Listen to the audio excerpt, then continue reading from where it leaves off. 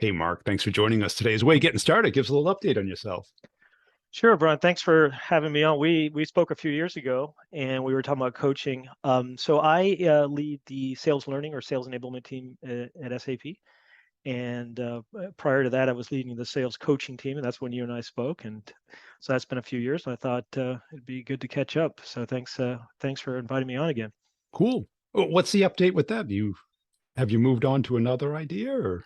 Well, yeah. So, we were in the sales learning team. We're responsible for enabling the sales force, all right? And we have a very distributed sales force around 150 countries or whatever it is. And Just a handful of people. yeah, and what we've been thinking about is I would say we've been doing remote and distributed as far as sales for a long time before the pandemic, and it's two reasons. One is just because of the global reach, but also we have been challenged always to see how do you continue to do this, and do you need to be in person, and can you do remote? And so when the pandemic came around, we were in pretty good shape. And we've been distributed for years. I've been at this company for many years, and I think I've had my boss in my office twice out of I don't know how many jobs I've had. So but what I thought we would talk about today is last time we talked about coaching, thought we could talk about what we're doing around mentoring, especially peer mentoring, in a distributed post-pandemic world, if that makes sense. Yeah. Yeah. What was the impetus to do that? Was it a brainstorm? Was it a request? Was it? Yeah, I think a little bit of both, right? So, well, let me back up for a second. We sort of think about three things with sales executives that you can do. You can manage them or direct them. You can mentor them or you can coach them, right? And there may not be only three, but those are three that we think about. So managing is pretty straightforward, right? It's now the end of the month. I'm trying to get a hold of the Where's CIO. that deal? What do Yeah. oh yeah, what do I do? Call the CIO, right? So directing somebody, managing them, when you know the answer and it's pretty straightforward, managing and directing. And sometimes you do that as a sales manager, and a lot of times. And then the other end of the spectrum is coaching. It's what we had talked about last time. And coaching is maybe when you don't know the answer, right? So maybe you haven't sold oil and gas, or maybe you haven't sold in that country, or maybe you haven't seen that type of deal before. There's no pattern recognition, but you still want to help your rep, and you can do that through coaching. That's through active listening, open-ended questioning. What are you trying to achieve? Help them define their goal and what they might do, right? You don't have to know the answer, which is also liberating as a sales manager. And what I want to talk about today is that sort of the middle one, which is mentoring, and it's not necessarily telling, but it is based on your experience. So it's more, whereas directing is, hey, pick up the phone, call the CIO. Coaching is, hey, what do you think you might do? Mentoring might be something like, well, when I was in your position and I had a similar deal, here's what I did. I picked, at the end of the month, I picked up the phone after 3 emails and I called him. Have you considered trying that? So mentoring is using my experience to help guide you to come up with a solution. And so we really believe in, I really believe in using all three. And there's different times when you want to use different ones, right? Depending on what your situation is and the rep situation. And what has worked? Because I can see a lot of people wanting a mentor, Yeah, but trying to find somebody who's going to be kind of a proactive mentor right, who has right. a full-time job, right? Well, sure. So first of all, I think we have to differentiate between a full-time mentor, a sales manager, and then maybe a peer, right? Yeah.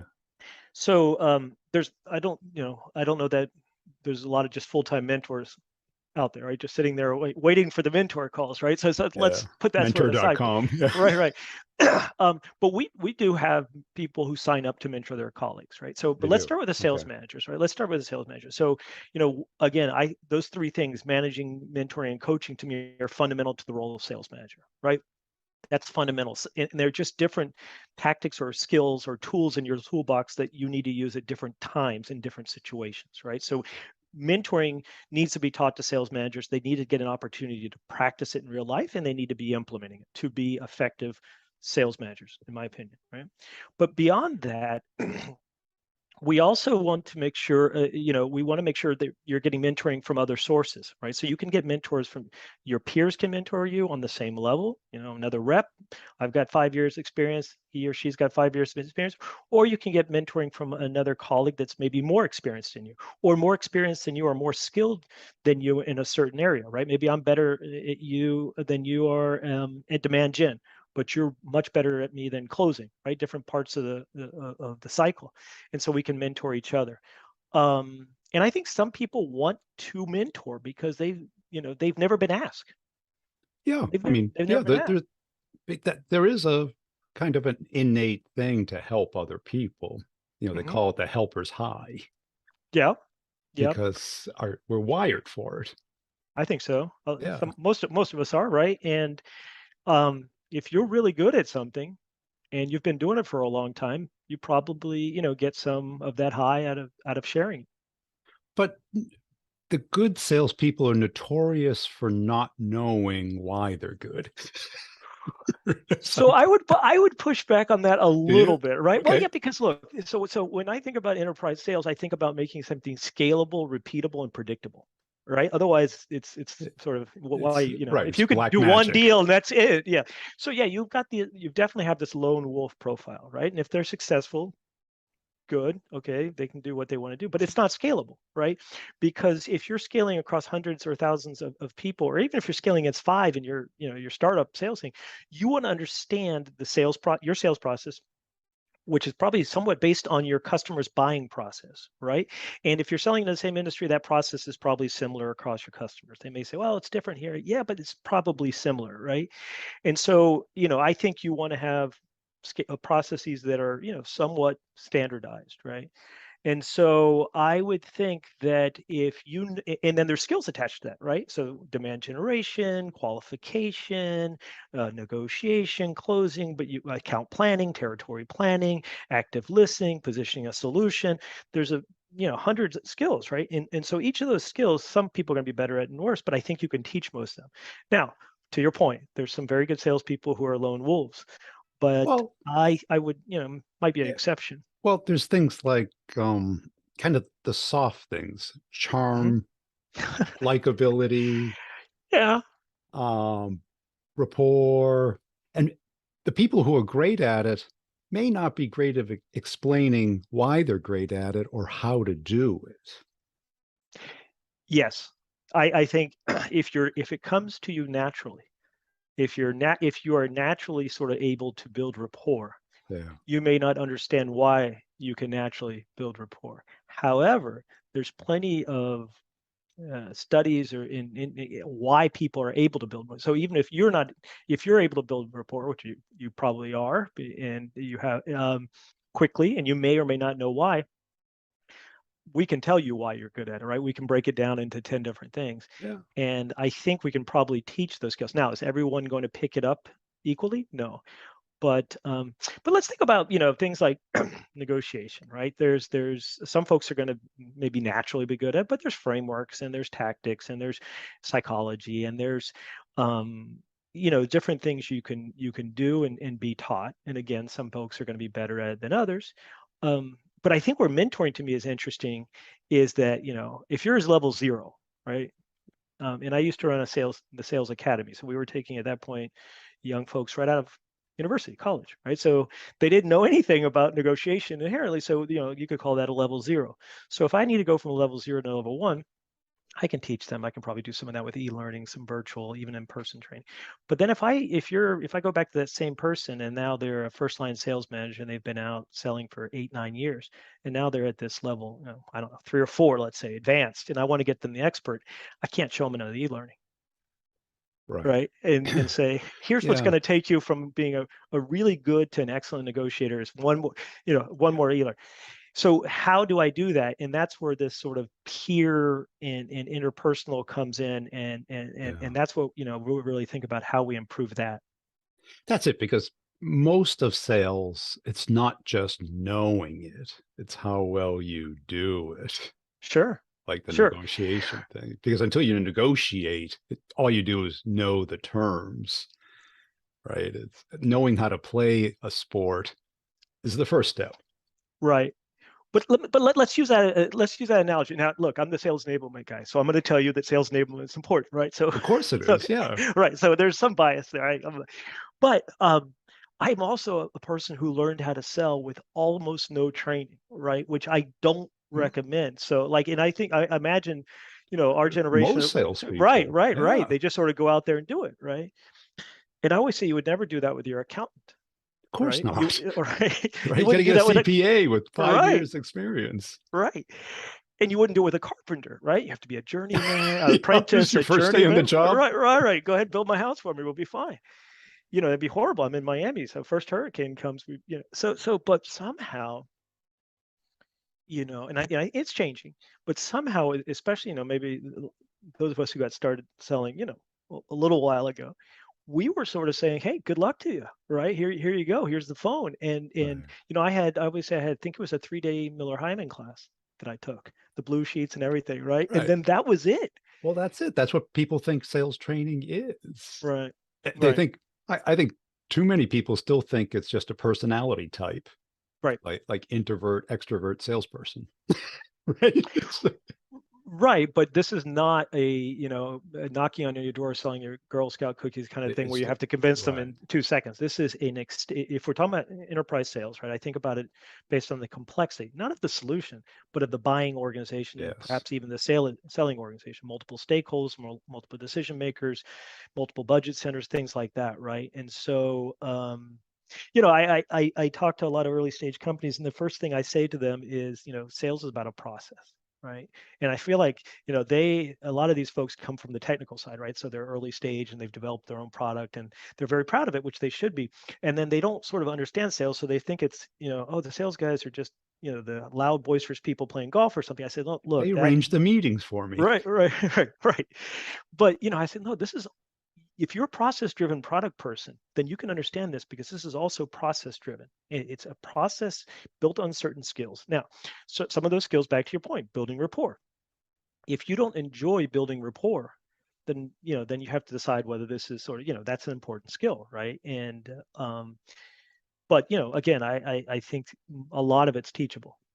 Oh, it is teachable because we weren't born that way, right? Right, right. So either we picked it up or someone showed us Yeah, or we practiced enough. Now, when you work with a mentor, yeah. what have you found as far as what works and what doesn't work? Because I'm sure you've got some. Yeah, so I think what we're trying to do is so you think of mentor, right? And somebody was telling the Greek story about it, how the guy left his son with his friend, and and it came down. It started sort of from this idea of somebody with a lot of wisdom, sort of teaching and sharing that with somebody with less wisdom. And I think there's that, but we're also focusing a lot on peer mentoring. And what I think is neat about this is we're doing sort of two programs. One is focused around sales executives, and the other one is focused around sales managers. And with sales executives, we are sort of it's mentoring slash best practice sharing, right? So we'll introduce a topic, and we'll have people who are interested in that topic get into a session of 4 or 5 people. We're doing this virtually. We always have, and it works virtually just fine.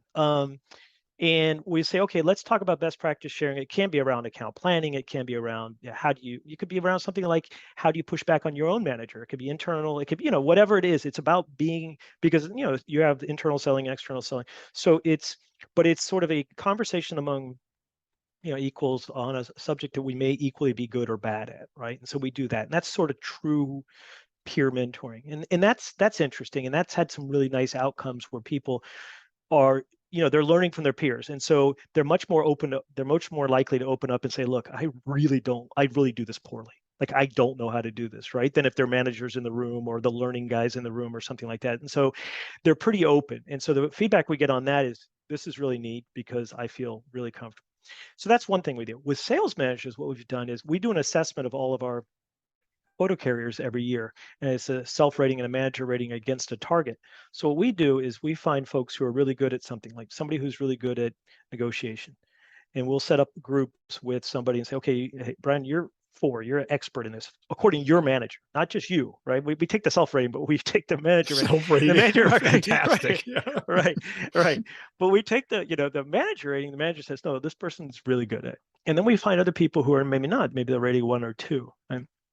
and it's all, self-select, right? You don't have to, we're not going to punish you by sending you to mentoring or coaching, but, and then you have a conversation where it's still a peer situation, but it's a different situation that you have somebody who's more of an expert in it, actually sort of sharing what worked for them and why they're good. And that's a different dynamic, right? Because you are establishing an expert and somebody who's less of an expert, but really good feedback on that too, because you're still peer folks, even if you're not peer in knowledge, you're peer and so we've had really good experience with that as well, and we're able to use the data to feed into to form these groups, right? So those are the kind of mentoring we've been mostly focused on so far.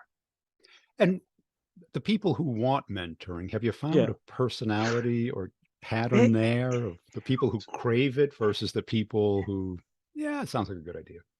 So it's interesting, right? So in the coaching and in the mentoring, and I've participated in both, and as a coach and a mentor, and it's interesting because you get sort of, one is, this probably won't surprise you, but there's strong interest in new learning programs from top performers, right? You think, oh, this this woman knows, why is she's excellent. I mean, she just closed a X number of deal, and she's always, but they'll poke their head in. They're always willing to sort of see, like, what's the new thing? Can I learn something else, right? Which is probably why they're some of the best people, right?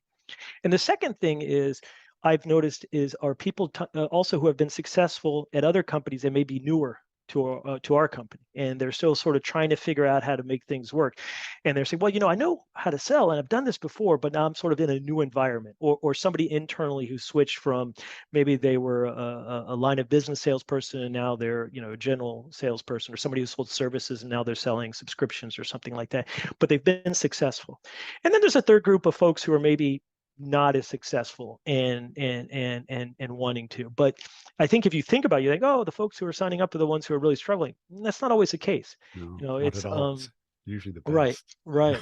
And or the best, or the people who have been good in other situations and now Yeah. they're in some sort of new situation, and maybe they're not performing up to where they think they should be. And so they're willing to figure it out why, right? Now, how about the ones that are trying to solve a problem that they don't have control over? Oh, my manager doesn't get me. My territory sucks. Yeah. Where they're like, it was more therapy than it is mentoring. Right. But Well, I mean, it shouldn't be, right? of course not, right? Oh, can you hear me? Yep. So, uh,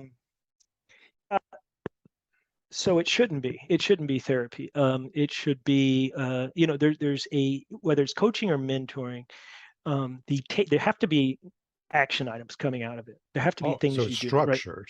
Oh yeah, Is yeah, it yeah, yeah. It good? should be. There should be always. Otherwise, it's It's chit especially in the chat. coaching, Yeah. it's a nice chat, right? Which can have some value, but we want to have action items coming out of it. And the nice thing about coaching and mentoring, to the extent that it's a little different than maybe directing and managing. And again, we you have to do that sometimes. But if you tell me to do something, I'll say yes and I'll do it. And I may do it well, I may not do it well, but I may not be bought in, right? But if I have a stake in deciding, hey, this is what I think I need to do. And, oh yeah, that's what I need to do. Then I'm going to be more bought in, right? And so if it's something that, the question is always, what is something you can do that lies in your area of control, right? So if you say, I don't have the best territory, I don't, my quota's too high or whatever. Okay, so I mean, I was a salesperson. I always thought my quota was too high, right? I mean, No one so says that's way too low. right, right. So fair enough, but let's focus on what's in your control, right? And then you say, well, look, if I'm not set up for success, if there's no way, the quota is 4 times what I can make, well, then, maybe the action item in your control is to go speak with your manager. And if you still don't think it's doable, then you have to decide whether that's the right role for you, right? So Yeah. there's always something in your control to do. The answer can't be, oh, it's not in my control, there's nothing I can do, right? And that doesn't resonate very well. Yeah. And because I talk to salespeople all day. Mhm. So I've seen a lot of, because a lot of people want to talk, but they want to talk about their problems, not how to sell more. Well, that's why you have to have structured You have to have the conversations, right? structure. Hmm. Well, what is the feedback that you've gotten from the mentors? Well, it's really good, right? Because It has again, been what great. happens? Yeah, because as someone in sales enablement, sometimes we struggle to. I think this is an industry-wide sort of issue. Struggle. How do you add value to the really good sellers? How do you add value to the extremely tenured folks? Who, again, like the joke was, you say, here's a class of negotiation. They'll say, hey, Mark, I'll be right there after I finish this $20 million negotiation. I'm running a little late, right? So how do you add value, right? And one of the ways we've done that with mentoring and another program I want to talk about is they love it. They love giving back, right? They've never been asked, a lot of them, right? And so it does two things. From one, there's this idea that teaching is sort of the highest form of learning. Anytime you teach or It share, is. You you're get going to learn better. something. You get Yep. better, right? And you're going to understand, perhaps we were talking about this earlier, like why are you good at what you do? There Like you what's your go. process, Yeah. right? And I just think they like being asked, right? They like being asked to engage. Many of them want to pass on to the next generation. And if you believe that engagement drives retention, then it behooves a sales organization to engage and thereby retain their top performers. Let me tell you one other program we do where we actually turn them into teachers beyond just mentoring. We actually ask them to teach. And again, the idea here is how do you leverage the really great top performers? How do you get them engaged? And we have at SAP, we have an accelerator, no equity accelerator called SAP.io. And so we have cohorts come through. So what we do is we leverage our sales executives to actually teach them. So they learn from the great developers we have how to develop and how to structure on our platform, and they won't let me do anything there, rightly so. But on the other side, we say, okay, we're going to teach you negotiation. We're going to teach you objection handling. We're going to teach you demand gen. We're going to teach you closing. We're going to teach you account planning. We're going to teach you social selling. And so we have, again, we know who the good ones are because we do a manager assessment every year. We'll say, hey, Jane here has been doing this for 15 years. Her manager says she's an expert in closing or in objection handling. So she'll do a class in objection handling. And what's interesting for them is maybe Jane spent her whole career selling to chemical companies in the Northeast, and she's been very successful at it. But now she's seeing something that she hasn't seen before. She's getting questions from a very early stage company, maybe a completely different industry, likely a completely different country, because we run these cohorts in Singapore and in Germany and in Israel and everywhere. And so for them, it's kind of neat to get questions from a completely different context, right? And so that has been unbelievably successful, right? Where they say, hey, I love this. I'm giving back. I'm learning. I'm learning about what's going on. And what are the questions? Because these companies are also talking to our customers, right? But maybe different parts of the company and different conversations. And so that's been really successful as well, in addition to the mentoring, that sort of teaching. So the coaching, mentoring, teaching, I think they're all successful in different ways, and you get sort of different pieces of feedback back. Um, but I'd love to hear what other listeners of your podcast are doing and get some feedback as well. Yeah, because, I always say, like, don't worry about the formality of a Mm-hmm. mentor, because I think in a big company, you have a lot more freedom, Mm-hmm. but not everybody's got that amount of sellers to pick from. Mm-hmm. Mm-hmm. Now, how do you match up the mentee and the mentor? Right. So I want to differentiate. So there's general mentoring and then the sales mentoring we're doing, right? Yeah. There we have a mentor database at SAP that anybody can. I've had mentors before. We have hundreds, if not thousands, people just volunteer, colleagues. Hey, I will mentor somebody, right? And you go in and you pick a mentor, and there's a mentor matching tool, and that's good. But for sales, what we're doing is we're running, specifically around mentoring around sales. Again, we're using the results of our skills assessment that we run every year, and we are assessing people on between 60 and 80 skills. Everything from our internal sales methodology, sales skills, solution, speaking to different C levels. How do you talk to the CMO versus the CFO? Solution, not technical, but how do you position a solution and things like that.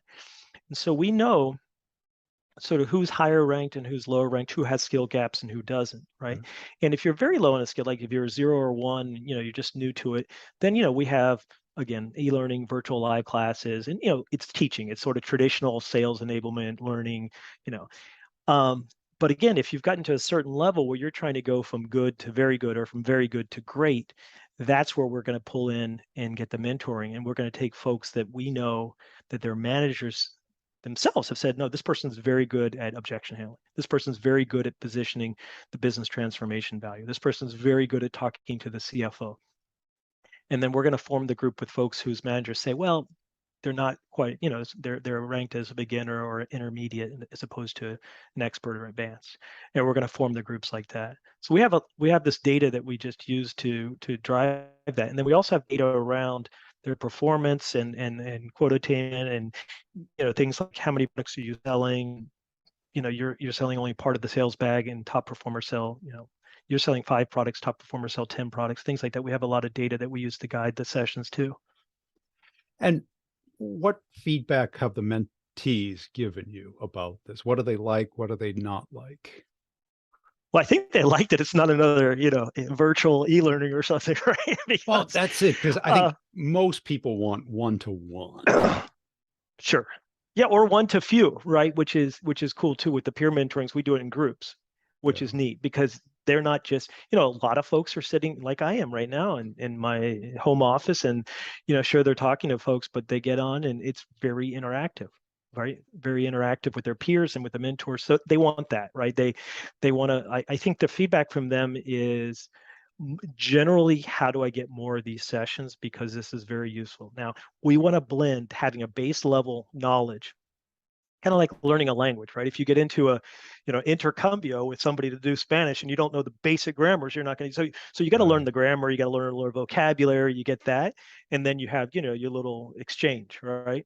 And so, the feedback so far has been great. We just need to keep expanding it and rolling it out. Yeah. And how about as far as the time commitment or the modality? Is it Yeah. catch as catch can? Is it once a week, once a month? Is it? So we roll it out regionally and by lines of business, and we'll offer it, right? And so the modality is usually virtual, although we're looking at maybe doing some in person for field kickoffs and stuff like that. If we can do it, we're still very virtual. Virtual is good because it lets us, for example, do local language, and we can combine somebody in Spain with somebody in Mexico, right? Your mentor doesn't have to be in your own country even. Right. We have a coach in France who does Quebec. I mean, so we have all these things which you can work with when you're virtual. Cool. This has been a great conversation, Mark. Where can people go to connect and follow you? I'm on LinkedIn. I'm on Twitter at Mark Crofton, and yeah, I'm there. It's not too hard to find. So I'd be happy to get any feedback or any thoughts or anybody who's doing it better. We always want to. We want a mentor. Yeah, I can always use advice and mentoring. So I appreciate any feedback.